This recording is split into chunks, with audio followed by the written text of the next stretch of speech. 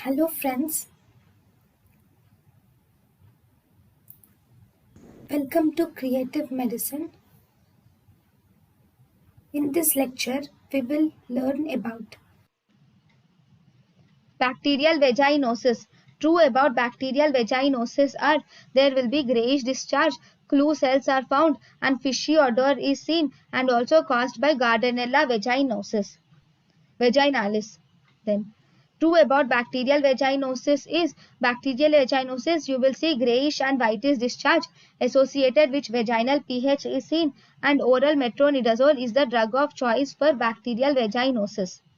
Then, not true about bacterial vaginosis is in bacterial vaginosis, clue cells are seen and with KOH it gives amine smell and pH is more than 4.5. You will see yellowish green discharge.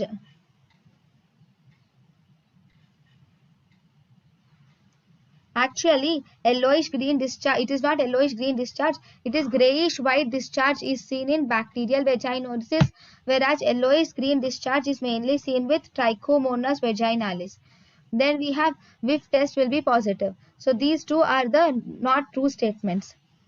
Then, in a patient with pelvic inflammatory disease due to tuberculosis, which of the following is true? So, in the patient with pelvic inflammatory disease, mycobacterium can be grown from menstrual blood. This is true.